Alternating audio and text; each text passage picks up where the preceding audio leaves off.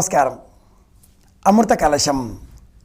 కలశం అంటే నీటితో నిండిన చెంబు లేదా ధాన్యంతో పంచపల్లవాలతో నిండుగా ఉన్నటువంటి కలశము అని జ్ఞాపకం పెట్టుకుందాం. ఇది దేహం.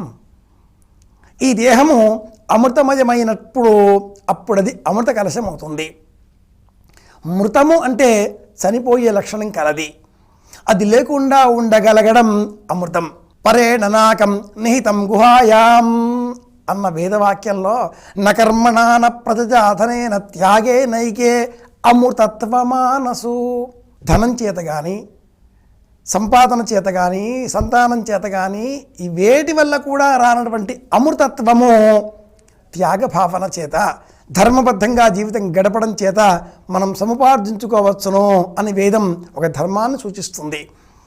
ఈ శరీరం అమృత శరీరంగా మారాలి అంటే ధర్మబద్ధమైనటువంటి సంస్కారాలను మనం ఆచరించాలి. ధర్మబద్ధమైన జీవితాన్ని గడపాలి. ఈ ధర్మము ఆచార ప్రభవో ధర్మో ధర్మస్య ప్రభురచ్యుత. ఆచార రూపాలలో బహువిధాలుగా లోకంలో విశ్లేషణలతో వివరించబడి ఉన్నది. ధర్మాన్ని సంస్కారాల రూపంలో శృతి వాంగ్మయం వివరించింది. వేదములు, బ్రాహ్మణములు, ఆరణ్యకములు, ఆ పిమ్మట శృతి వాంగ్మయం ఆపస్తంభుడు, బోధాయనుడు, సత్యాషాఢి ఇలాంటి మహనీయులు అనేక స్మృతులను అందించారు. ఆ స్మృతులలో గృహ్య సూత్రములు, ధర్మసూత్రములు, శ్రౌత సూత్రములు, శుల్బ సూత్రములు అనే సూత్ర వాంగ్మయంలో ధర్మ సంబంధితమైనటువంటివి 48 సంస్కారాలు ఉన్నాయి. ఈ 48 సంస్కారాలలో మొట్టమొదటి సంస్కారం సనాతన భారతీయ సంప్రదాయ జీవన విధానాన్ని గమనించినట్లయితే శిశువు పుట్టకంటే పూర్వమే సంస్కార రూపంలో రూపుదిద్దుకోవడాన్ని మనం గమనించవచ్చు. గర్భాధానము ఇందులో మొదటి సంస్కారం. గర్భాధానము, పుగుంసవనము, సీమంతము, జాతకర్మ, నామకర్మ, అన్నప్రాసన, చౌల, ఉపనయనము ఇది 8వ సంస్కారం. ఈ 8వ సంస్కారం ఉపనయనం తర్వాత 4 సంస్కారాలు అగ్నికర్మలు విధించబడి ఉన్నవి. ఈ 8 ఆ 4 అయిన పిమ్మట 13వ సంస్కారము వివాహము. వివాహము అంటే విశేషముగా వహించేది అని అర్థం. ఏమిటి వహించడం? అమ్మాయికి సంబంధించినటువంటి బరువు బాధ్యతలను అబ్బాయి భరిస్తాడు. అబ్బాయికి సంబంధించినటువంటి గౌరవ మర్యాదలన్నింటినీ కూడా అమ్మాయి కనిపెట్టుకుని ఉంటుంది. సంప్రదాయంలో అమ్మాయి అబ్బాయి ఇంటికి రావడాన్ని మనం గమనిస్తాం. వివాహంలో అమ్మాయి తన ఇంటి పేరు విడిచిపెట్టుకొని తన గోత్రాన్ని విడిచిపెట్టుకొని ఇతడికి ఇల్లాలవుతుంది.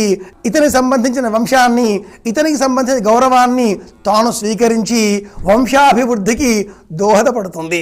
అలాంటప్పుడు ఆ అమ్మాయిని ఈ అబ్బాయి వరుడు ఎంత ప్రేమగా చూడాలి, ఎంత గౌరవంతో చూడాలి. ఈనాటి కాలంలో సమాజం 33% ఆడవాళ్ళకి ఇవ్వాలి అంటూ ప్రభుత్వం వారు ఏదో చెబుతున్నారు అంటూ అనగా మనం వింటున్నాం.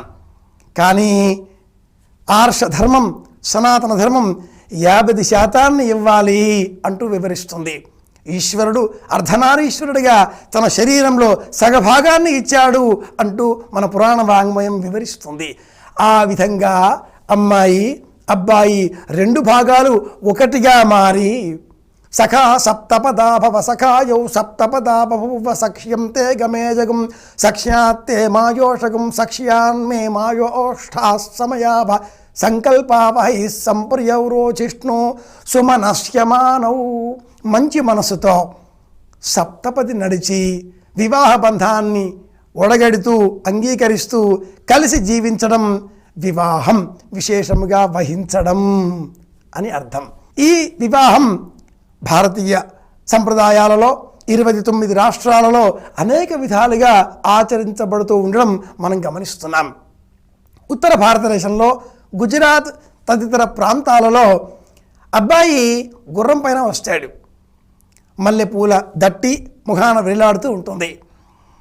ఆ సమయంలో అమ్మాయి కన్యాదాత తండ్రి గారి ఇంట్లో మేలి ముసుగు కప్పుకొని ఉంటుంది.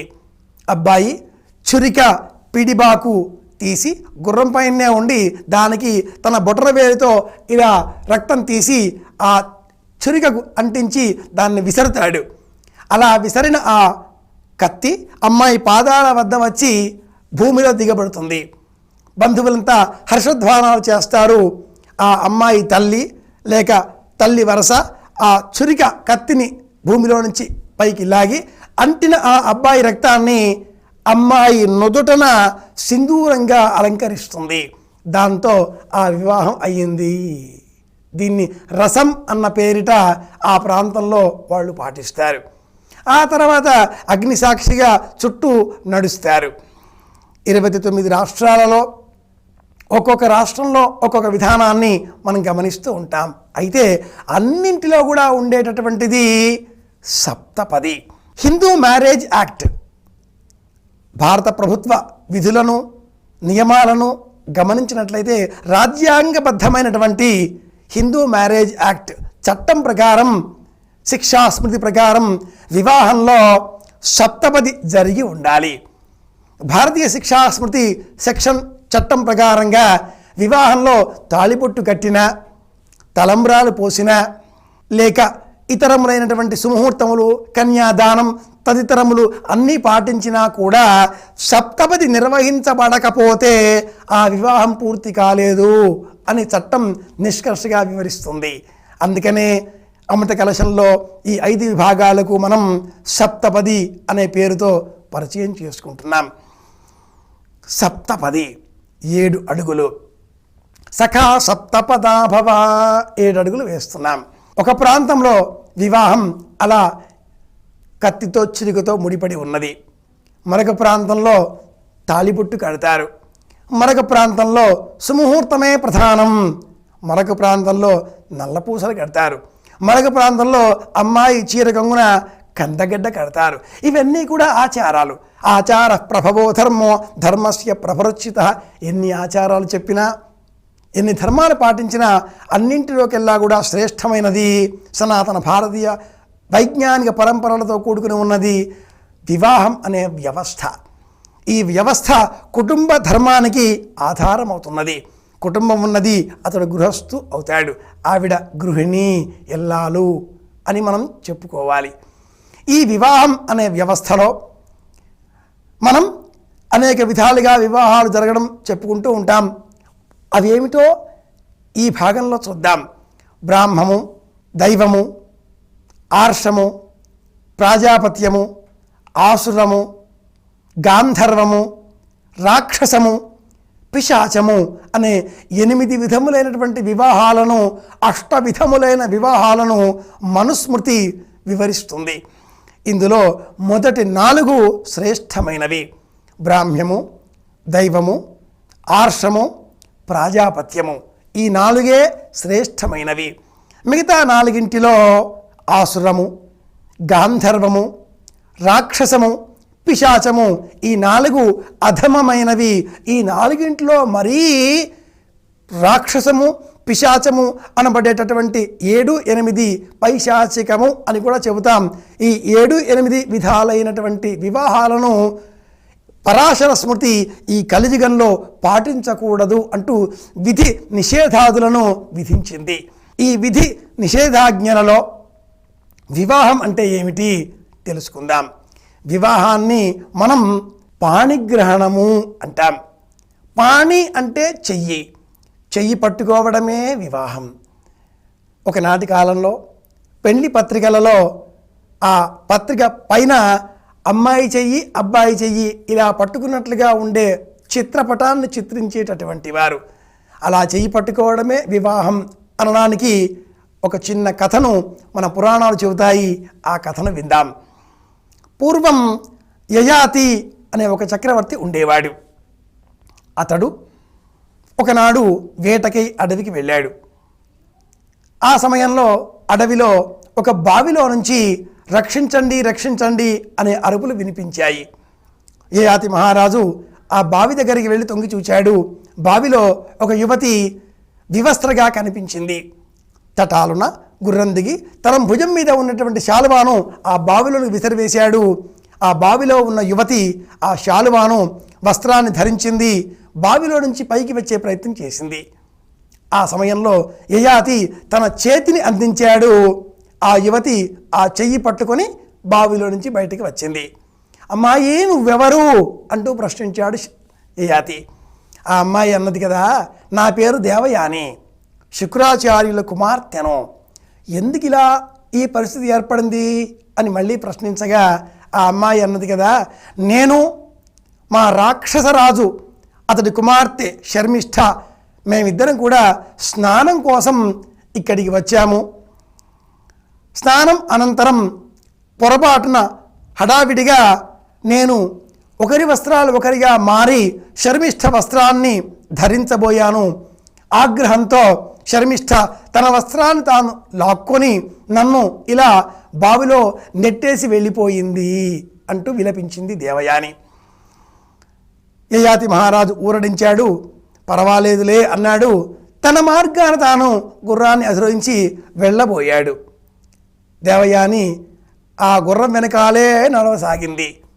యయాతి అన్నాడు కదా, అమ్మాయి నీ మార్గాన నీవు వెళ్ళవలసింది అంటే ఆ అమ్మాయి అన్నది, మహారాజా మీరు నా చెయ్యి పట్టుకున్నారు, నా మానం కాపాడారు కనుక మీరే నా భర్త.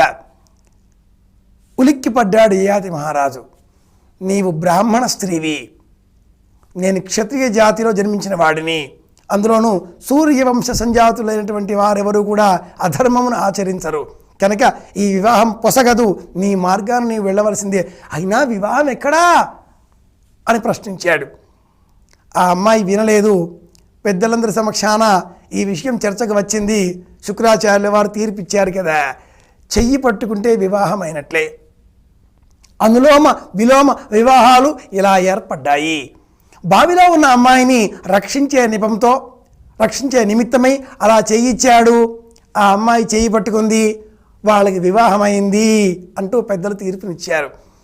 ఈ కథ వల్ల మనం నేర్చుకోవాల్సింది ఏమిటి అంటే, సనాతన భారతీయ సంప్రదాయం వివాహం అన్న వ్యవస్థని ఎంత సూక్ష్మంగా చెబుతుంది అంటే, మన జాతి చెయ్యిచ్చే జాతి కాదు, ఎవరికి చేతిని అందించే జాతి కాదు. చేతిని అందించామా కడ వరకు పట్టుకుంటాం అని చెప్పే జాతి, నమస్కరించేటటువంటి జాతి. వివాహాలలో పాణిగ్రహణం అంటే ఇదిగో ఇంత సూక్ష్మంగా మనం వివేచన చేయవలసి ఉంటుంది అని వివరించుకుంటూ, సప్తపది ప్రతి వివాహంలో కూడా తప్పనిసరిగా ఉండాలి. హోమగుండానికి తూర్పుగా నిలబడి ఆ అమ్మాయి అబ్బాయి ఆ హోమంలో సమిధలతో హుతం చేసి, హోమగుండానికి దక్షిణం వైపున నిలుచుని ఉత్తరం వైపు కానీ తూర్పు వైపు కానీ 7 అడుగులు వేయాలి. సఖా సప్తపదాభవ ఈ క్రియ అయితేనే ఆ వివాహానికి చట్టబద్ధత లభిస్తుంది. ఈ 7 విధాలైనటువంటి ఆ అడుగులు, మెట్లు, సప్తపది ఇవన్నీ కూడా తర్వాతి భాగాలలో మనం వివరంగా తెలుసుకుందాం. కానీ ఇప్పుడు మనం వివాహాలు ఎన్ని రకాలు అన్న ప్రశ్న వేసుకుంటే, బ్రాహ్మ్యము ఇది మొదటి వివాహం. ఏదైనా యజ్ఞం జరిగే సమయంలో పండితులకు ఆనందం కలిగించే విధంగా అమ్మాయిని అర్పించడం, అబ్బాయి యోగ్యత, వయస్సు, ఇతర వివరాలు అన్నీ తెలుసుకొని ఈ అమ్మాయికి తగినటువంటి వాడు, సరిపోయేటటువంటి వాడు అన్ని నిర్ణయించుకున్న అమ్మాయి తల్లిదండ్రులు, అబ్బాయి తల్లిదండ్రుల ఇష్టాన్ని కూడా స్వీకరించి ఆ అబ్బాయికి ఈ అమ్మాయిని అందజేయడం, ఇది బ్రాహ్మ్య వివాహ పద్ధతి, చాలా శ్రేష్టమైనది. రామాయణంలో శాంత అమ్మాయి వివాహం ఇలా జరగడం మనం గమనిస్తాం. ఎక్కడైతే వర్షాలు కురవవో ఆ వర్షాలు కురవడానికై యజ్ఞం చెయ్యాలి. ఆ చేసే నిమిత్తమై ఒక బ్రాహ్మణుడు రావాలి. ఆ యజ్ఞ నిర్వహణకై ఏతించిన బ్రాహ్మణుడు ఋష్యశృంగుడు. ఎక్కడ ఋష్యశృంగుడు ఉంటాడో అక్కడ వర్షాలు సకాలంలో కురుస్తాయి అని మనకు భారతం చెబుతుంది, భాగవతం చెబుతుంది, రామాయణము చెబుతుంది. అనేక పురాణాలలో ఇటువంటి ప్రస్తావనలు మనకు కనిపిస్తాయి. శాంత ఋష్యశృంగుల వివాహం ఆర్ష పద్ధతిలో నిర్వహింపబడింది. ఆ పిమ్మట దైవం యజ్ఞయాగాది క్రతువులలో బ్రాహ్మణులకు దక్షిణలు ఇచ్చే విధానాలలో ఆ సమయంలో ఆ బ్రాహ్మణుని వయస్సు, ఇతర స్థాయి స్థితిగతులు గమనించి అతనికి ఆ అమ్మాయిని ఇవ్వడం ఇది దైవం. ఈ విధానాలలో కూడా ఒకనాటి కాలంలో చక్కగా వివాహాలు నిర్వహింపబడేవి. మూడవది ఆర్షము. వివాహ సమయంలో అబ్బాయికి 2 ఆవులను, అంటే ఒక ఆవు ఒక ఎద్దు జతను అందించి అమ్మాయిని కూడా ఇవ్వడము, దీనికి ఆర్షము అని పేరు. ఈనాటికి వివాహాలు జరిగే సమయంలో అటు 7 తరాలు ఇటు 7 తరాలు చూడాలి అని మాట్లాడుతూ ఆర్షేయ పౌరుషేయాలున్న కుటుంబం ఇది అంటూ చెబుతూ ఉంటారు. ఆర్షేయము అంటే గోసంతతిని సేవించే కుటుంబం అని చెప్పడం. ఏ కుటుంబంలో గోవులుంటాయో ఆ కుటుంబానికి అమ్మాయిని ఇవ్వాలి. పూర్వం ద్రోణాచార్యునకు తన సోదరి కృపిని ఇచ్చి కృపాచార్యుడు వివాహం జరిపించాడు. ద్రోణుని వద్ద ఆవులు లేవు. ద్రోణునకు కుమారుడు జన్మించాడు, వాడు అశ్వత్థామ. త్రాగడానికి పాలు లేవు. కృపి అశ్వత్థామ పాలు కావాలమ్మా అని అడిగితే గ్లాసులో నీళ్లు పోసి బియ్యం పిండి కలిపి వాడికి ఇచ్చింది. బాధపడ్డాడు ద్రోణుడు. అనేక ప్రయత్నాల తర్వాత మిగతా కథ అంతా భారతం చెబుతుంది. కానీ ఇలా వివాహ సమయంలో అబ్బాయికి ఒక ఆవు ఒక ఎద్దు వృషభము ఇలా జంటను ఇచ్చి అమ్మాయిని కూడా ఇవ్వడము ఆర్షము. ఇది మూడవ విధానం. నాలుగవది ప్రాజాపత్య వివాహం. సీతారాముల వివాహం ప్రాజాపత్య వివాహ విధానానికి ఉదాహరణలుగా సంప్రదాయం చెబుతుంది. ఈనాటికి మనమంతా ఈ సీతారాముల వివాహ పద్ధతిలో నిర్వహింపబడిన ప్రాజాపత్య విధానాన్నే అనుసరించాలి అంటూ సంప్రదాయం చెబుతుంది. ప్రాజాపత్య విధానంలో సంతానం, సంప్రదాయం, ధర్మ నిర్వహణ ఇవి ప్రధానంగా స్వీకరించి ధర్మేచ అర్థేచ కామేచ త్రయైషా నాతిచరితవ్యా అంటూ కన్యాదానాన్ని సలక్షణంగా ఇవ్వడం ఇది ప్రాజాపత్య వివాహం. వివాహ సమయంలో అమ్మాయి గోత్రప్రవరలు అబ్బాయి గోత్రప్రవరలు ఒకరివి మరి ఒకరికి తెలియజేసి ఆ పిమ్మట బంధువులు అందరూ కలిసి వేద పండితుల సమక్షంలో 33 కోట్ల దేవతల సాక్షిగా ఆ ఇరువురిని ఒకరిగా కండి అని ఆశీర్వదించడం ఇది ప్రాజాపత్యం నాలుగవ విధానం. బ్రాహ్మ్యము, దైవము, ఆర్షము, ప్రాజాపత్యము అనే ఈ 4 విధాలు శాస్త్ర సమ్మతమైనవి. నాలుగవది ఈనాటి కాలంలో మనమంతా పాటించవలసిన విధానం. ఇలా జరుగుతున్నాయా? ఇక్కడ ఒక ప్రశ్న ఉంది. ఈ సమయంలో అబ్బాయి బాగా ధనం గలవాడు అనుకొని అబ్బాయికి ఆ అమ్మాయి తండ్రి కన్యాదాత వివాహం ఇచ్చే నిమిత్తమే సంకల్పం చేస్తే మనసులో కూడా వివాహం చేయకర్లా అబ్బాయి బాగా డబ్బు గలవాడు వాడికి ఇచ్చి పెళ్లి చేస్తే అమ్మాయి సుఖపడుతుంది అని అనుకున్నాడా, ఆ అమ్మాయి తండ్రికి పిశాచ రూపం వస్తుంది అని హరిత మహర్షి ధర్మం చెబుతాడు. కనుక ఈ మొదటి 4 విధానాలలో ఎక్కడా కూడా కట్న ప్రసక్తి లేదు, కానుకల ప్రసక్తి లేదు, రాకూడదు. ఐదవది ఆసురం. అమ్మాయి తండ్రికి అబ్బాయి డబ్బు ధనము ఇస్తాను అని చెప్పి లేదా అమ్మాయికి కలిగే సంతానానికి రాజ్యాధికారం ఇస్తాను మరేదైనా ఇస్తాను అంటూ ప్రలోభపరచి వివాహం నిర్ణయించుకోవడం, వివాహం జరుపుకోవడం ఇది ఆసురం. దశరథుడు కైకేయిని ఇలా వివాహం చేసుకున్నాడు అని రామాయణం వర్ణిస్తుంది. అందుకే ఆ సంప్రదాయంలోనే హరిత మహర్షి చెప్పినటువంటి ధర్మాన్ని అనుసరించి ఎక్కడైతే పణ్యము డబ్బు ప్రాథమికంగా వస్తుందో అమ్మాయికి అబ్బాయి, అబ్బాయికి అమ్మాయి, అలా వరకట్నం కానీ కన్యాశుల్కం కానీ ప్రధానమైనటువంటి ఒప్పందంగా ఏదైనా వివాహం జరిగితే ఆ అమ్మాయి అతడితో కలిసి కూర్చొని ధర్మకార్యాలు ఆచరించడానికి ఉపయోగపడదు అంటూ హరితుడు చెబుతాడు. అర్థం ఏమిటంటే ఈ కార్యక్రమం ద్వారా మనం ఏం తెలుసుకుందాం అంటే వివాహాలలో కన్యాశుల్కం, వరకట్నం దోషం, అపచారం, మహాపాపం.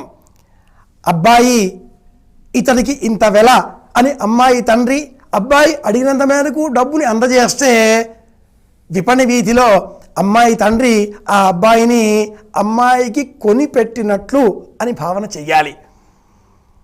పూర్వం చక్కటి నాటకం కూడా ఉంది. కన్యాశుల్కం అన్న పేరిట, అలాగే వర విక్రయం అన్న పేరిట నారాయణరావు గారి నాటకాన్ని కూడా మనం జ్ఞాపకం చేసుకుందాం. రెండు దోషమే. కైకేయి దశరథుల వివాహం ఇలా ఆసురీ పద్ధతిలో 5వదిగా జరిగింది. ఆ పిమ్మట గాంధర్వ విధి. అమ్మాయి అబ్బాయి పరస్పరం ఇష్టపడ్డారు, వారిద్దరికీ మనసులు కుదిరాయి, వివాహం జరుపుకుందాం అని నిర్ణయం చేశారు, ఒకరు దండలు మార్చుకున్నారు, ఇది వివాహం అవుతుంది. 6వ పద్ధతి దూష్యం, కానీ ఇది కూడా వివాహమే. శకుంతల దుష్యంతుల వివాహం ఇలా 6వ పద్ధతిలో గాంధర్వ విధిలో నిర్వహింపబడింది. ఇక్కడ అగ్నిసాక్షి లేదు, సప్తపది లేదు, మిగతా ఏవీ లేవు.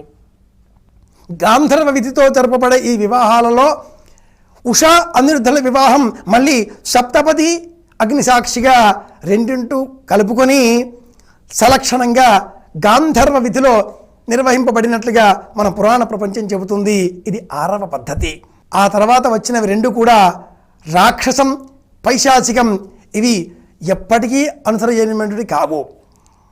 అమ్మాయి తల్లిదండ్రులను, బంధువులను హింసించి క్రూరంగా వధించి ఆ అమ్మాయిని బలాత్కారంగా తీసుకువచ్చి వివాహం చేసుకోవడం, మండోదరిని రావణాసురుడు వివాహం చేసుకున్న పద్ధతి, ఇది రాక్షసం.